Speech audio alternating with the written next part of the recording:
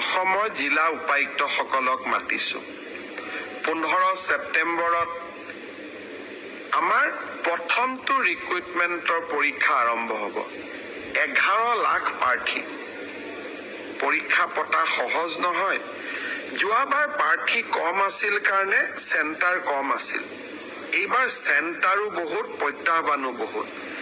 কালিৰ পৰা আমি প্ৰস্তুতি কৰিম যাতে পৰীক্ষা সুন্দৰ কৰি হয় আৰু পৰীক্ষা আমি যাতে সফলতাৰে পাৰ কৰিব পাৰোঁ। পৰীক্ষাত নকল কৰা বা পৰীক্ষাত নিয়মৰ বাহিৰত গৈ যিসকলে কপি কৰে, নকল কৰে, তেওঁলোকৰ বিৰুদ্ধে আমাৰ চৰকাৰে এখন বিধানসভাত আইন প্ৰণয়ন কৰিছে।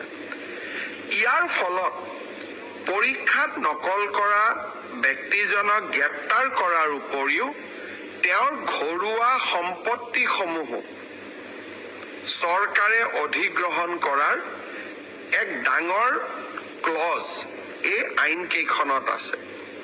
2 দিনৰ ভিতৰতে আমি এই আইনখনৰ বিষয়েও বহুল প্ৰচাৰ কৰিম।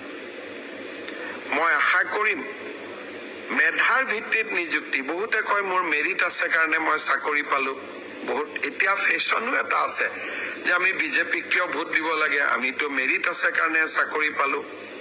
মই এটাই কথা ক'ম, মেৰিট আৰু মেৰিটৰ ভিত্তিত পৰীক্ষা পাতা এই পংকিলতাৰে ভৰা সমাজত ইমান সহজ নহয়। এক প্ৰকাৰ অহা কালি পৰহিৰ পৰা আমাৰ অফিচাৰসকলে ৰাতিয়ে দিনে কাম কৰিব লাগিব যাতে 15 ছেপ্টেম্বৰৰ পৰীক্ষা নিকা হয়।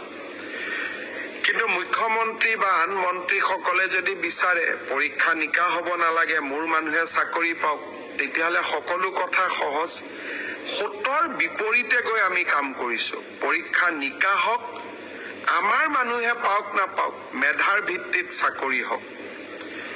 এই সংকল্পক সিদ্ধিলৈ ৰূপান্তৰ কৰা এটা অতি কঠিন কাম। 15 ছেপ্টেম্বৰত আমি আকৌ এটা শিক্ষাৰ্থীসকলেও পৰীক্ষা দিব, চৰকাৰেও এটা কঠিন পৰীক্ষাৰ সন্মুখীন হ'ব। মই আপোনালোকৰ সহায় সহযোগিতা বিচাৰিম।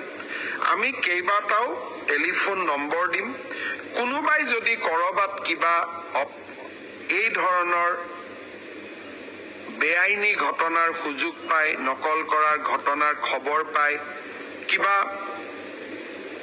নকৰিবলগীয়া কাম কৰিব এনেকুৱা আগতীয়া খবৰ পায়, আপোনালোকে যাতে আমাক জনাব পাৰে।